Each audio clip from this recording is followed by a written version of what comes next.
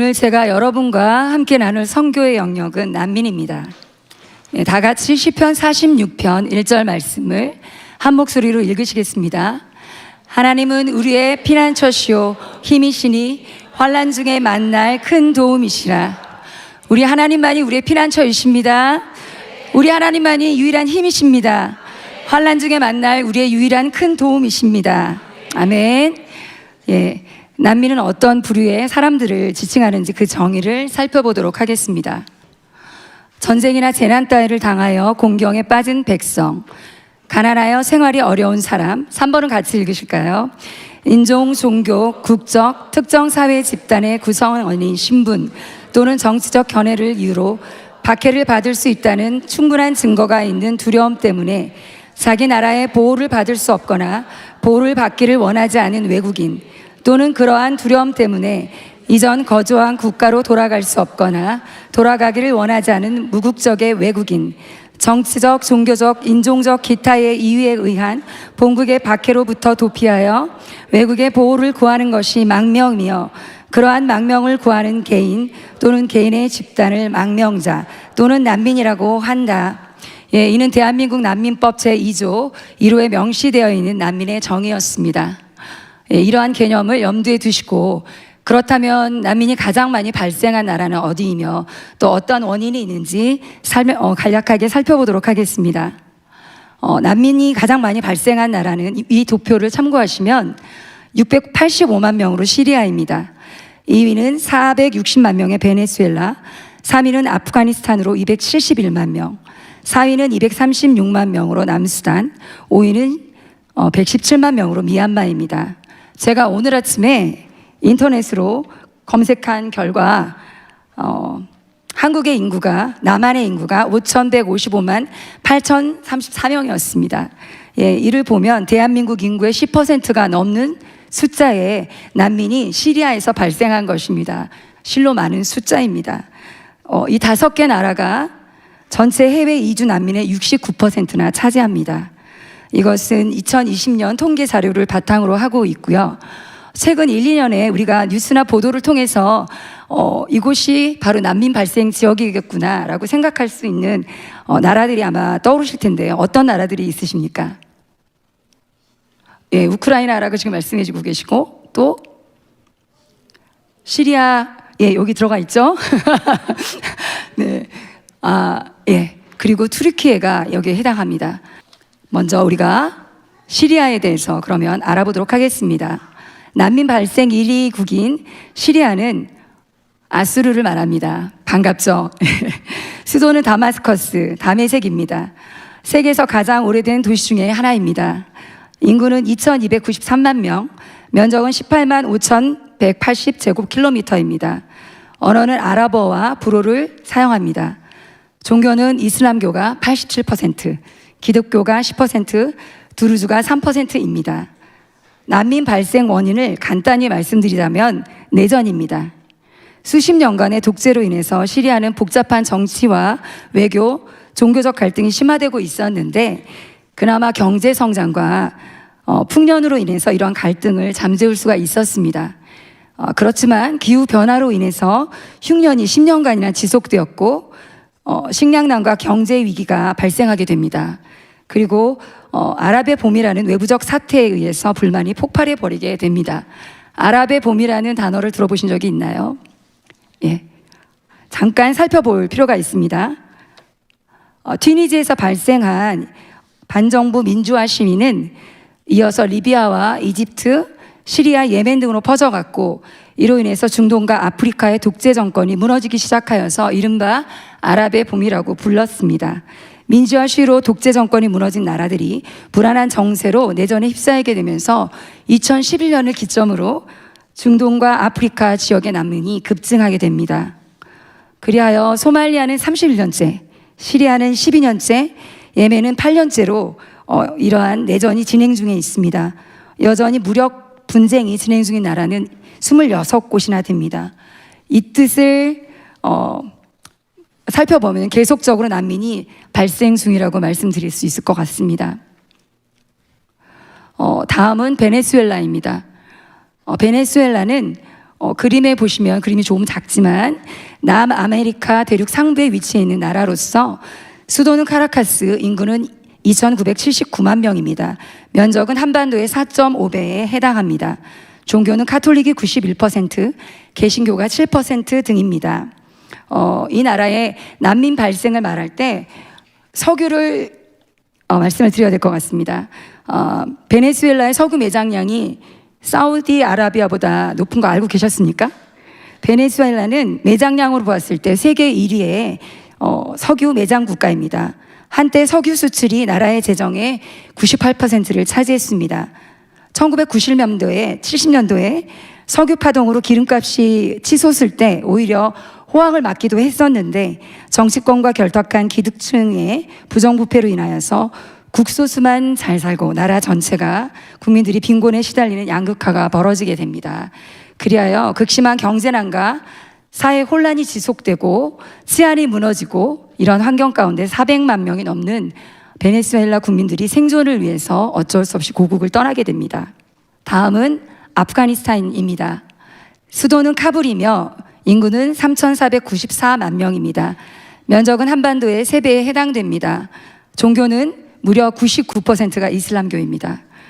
난민 발생의 이유는 아프가니스탄 독립 이후에 공산주의 세력을 가진 정부와 이슬람 정통 세력 간의 내전이 발생되었고 공산주의의 대표라 할 수 있는 소련 그리고 자유화의 대표격이라고 할 수 있는 미국이 이 내전을 간섭하면서 장기화되었습니다. 미국이 소련을 견제하기 위해 아프간 무장 세력들에게 정폭적인 지원을 하게 되는데요. 이 과정에서 생겨난 단체가 놀랍게도 탈레반입니다. 과거의 내전은 아프간과 미국과의 싸움이었지만 9.11 테러 발생 이후에 탈레반이 오사마 빈 라덴을 보호하고 있다는 이유로 미국이 아프간을 침공하게 되었고요. 수도인 카불을 점령하게 됩니다. 그러나 그 이후에 파키스탄에서 세력을 키운 탈레반이 돌아오자 결국 철수에 이르게 되고요. 2021년 8월 미군이 철수한 아프가니스탄에는 탈레반 치하를 피하여서 아프간을 떠난 난민들의 수가 무려 200만이 넘었습니다. 다음은 우크라이나입니다. 수도는 키이우. 우리가 언론 보도를 통해서 이미 접했기 때문에 많은 지식들이 있을 거라 생각해서 간단하게 넘어가도록 하겠습니다. 난민 발생 이유는 모두가 알고 계시듯이 러시아의 침공으로 인한 전쟁입니다. 구소련 국가를 우리가 소비에트 유니언이라고 하잖아요. 15개 국가들이 연합된 나라였고 이들 나라 중에 하나가 우크라이나였습니다. 우크라이나는 언어나 그리고 역사적으로나 그리고 그 안에 있는 많은 보고들이 자원들이 있었기 때문에 러시아로서는 그 나라에서의 주도권을 미국과 나토 서방 국가 나누기를 원치 않았던 것입니다. PPT를 살펴보시면 우크라이나 전쟁을 통해서 난민들이 이동하는 모습들이 보이게 됩니다. 러시아와 폴란드에 가장 많은 난민들이 이동하였습니다. 다음은 튀르키예입니다. 수도는 앙카라이며 인구는 8,468만 명, 면적은 한반도의 약 3.5배입니다. 종교는 99%가 이슬람교입니다. 1%가 기독교 그리고 유대교 등이 있습니다. 다 알고 계시듯이 이곳에서의 난민 발생의 이유는 대지진입니다. 이 지진을 통해서 5만 1,000명의 사망자가 발생하였고요. 이재민이 200만 명이 발생하게 되었습니다. 그리고 가장 많은 피해가 있었던 지역 중에 하나가 안타키아입니다. 기억하시죠? 안디옥, 개역성경에서 안디옥이라고 쓰여져 있고 우리가 이 나라를 위해서 하나님이 주신 마음 안에서 선교로 심었던 것들을 기억하실 것입니다. 튀르키예는 이러한 많은 난민들이 발생한 것 외에도 또 한 가지 특이할 만한 사항은 이 나라에 많은 난민들을 수용하고 있다는 것입니다. 성경에서 안디옥 교회가 선교를 위한 전초 기지였던 것과 같이 지금도 많은 난민들이 이곳을 수용하고 있기 때문에 앞으로의 복음을 위해서 지금도 그렇지만 굉장히 중요한 나라라 할 수 있습니다. 이 도표에서 보시면 난민 발생의 원인은 다양합니다. 전쟁이 있습니다. 또 독재 정권이 수립했을 때 대지진을 통해서 그리고 내전을 통해서 난민들이 발생했습니다. 그러나 아래 세 나라를 보셨을 때 종교를 유심히 살펴봐 주시길 바랍니다. 이슬람이 99%, 이슬람이 99%, 이슬람이 87%로 나오는 것을 봅니다. 소위 이슬람 국가들입니다.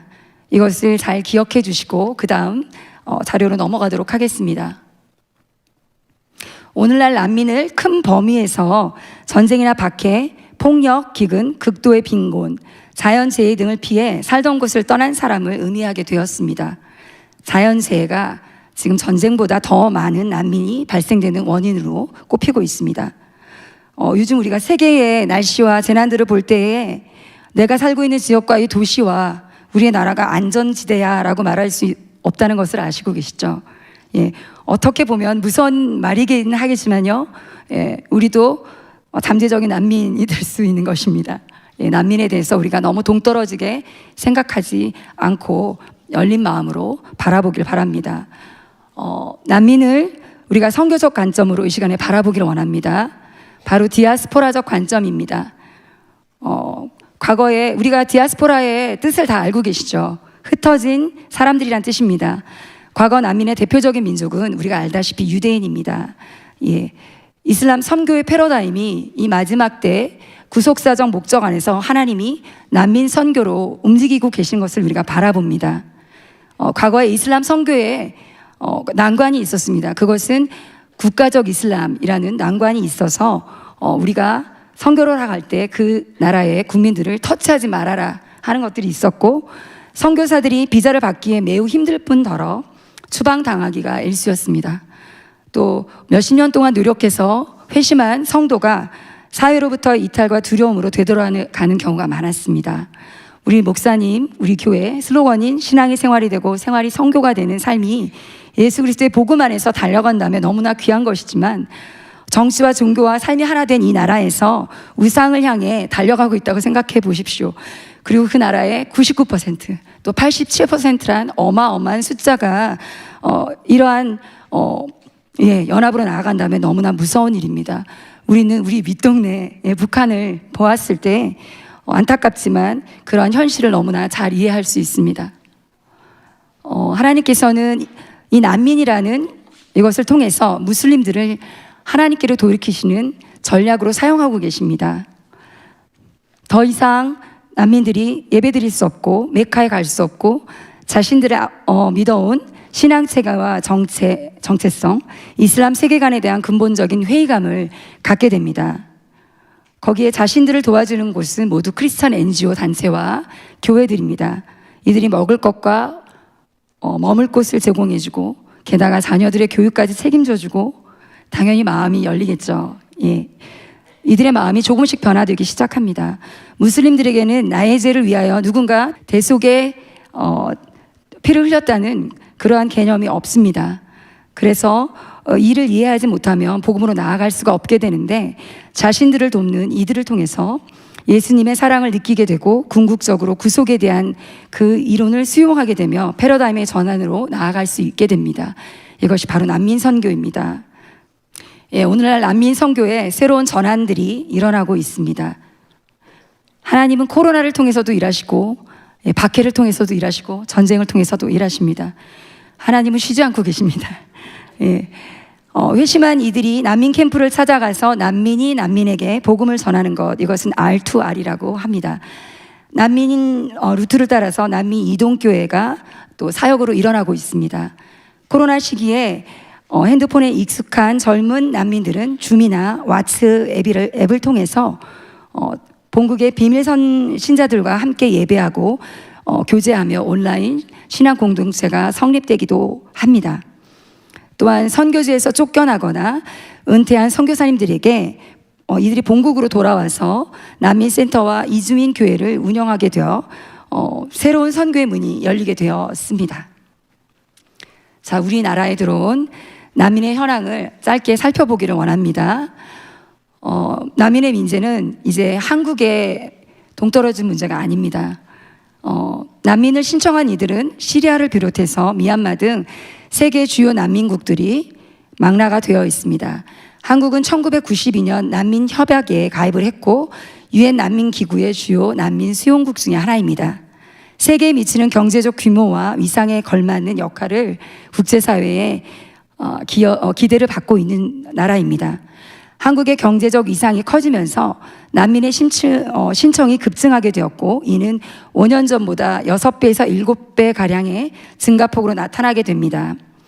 특히 2013년 난민법 시행 이후에는 난민 인정 신청 건수가 큰 폭으로 증가되어져서 2022년도에 11,539건으로 전년 대비 약 392.9%가 증가하게 됩니다. 많은 수가 지금 난민으로 들어오고 있습니다. 네, 우리나라가 이 난민들에 대해서 어떠한 입장을 취하고 있는지 난민 수용 의사를 물어봤습니다. 제가 물어본 것은 아니고 한국 리서치를 통해서 물어보았습니다.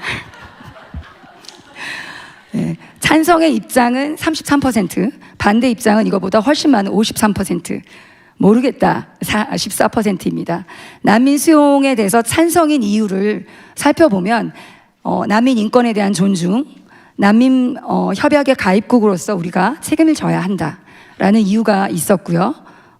그리고 이것에 대해 반대하는 입장의 소리를 들어보면 난민 수용을 위한 정부와 국민의 부담이 있다.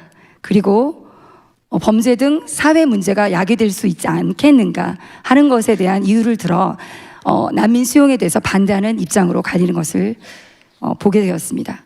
마지막으로 제가 살펴보기를 원하는 것은 난민으로서의 탈북민입니다. 유엔 난민 기구에 따르면 지난해 말에 전 세계에서 난민 자격으로 살고 있는 탈북민은 260명밖에 되지 않습니다. 우리나라 현행법상 북한 이탈한 주민은 난민이 아닙니다. 무엇이라고 하냐면 그냥 반국가 단체에서 탈출하여 돌아온 우리 국민으로 보고 있습니다. 그렇지만 국제사회에서는 북한을 국가로 인정하지 않죠. 그래서 북한 이탈 주민은 국제법상의 난민이자 또한 우리나라 국민으로서 이중 국적을 가지고 있다고 볼 수가 있습니다. 자, 이제 난민을 향한 여러분의 관점은 어떻습니까? 우리는 선교를 위한 마지막 시간에 살고 있습니다. 저는 난민을 먼저 찾아온 선교지라고 말하고 싶습니다. 물론 동전의 양면과 같이 우리가 난민을 품을 때 그들을 향한 희생과 기도와 사랑의 섬김, 복음 전파의 모습이 있어야 될 것이고, 다른 한편으로는 이슬람 침투에 대해서 우리가 깨어서 이것을 막아서야 할 그러한 책임을 가지고 있습니다. 또한 우리의 형제인 북한은 우리의 선교지로서 끝까지 놓치지 않고 하나님의 임박한 통일의 때까지 북한의 부흥이 임하도록, 하나님의 통치가 역사되도록 기도하며 이들을 품으며 나아가야 되겠습니다. 아멘. 이 시간 난민 선교를 위해서 기도하는 시간을 갖도록 하겠습니다.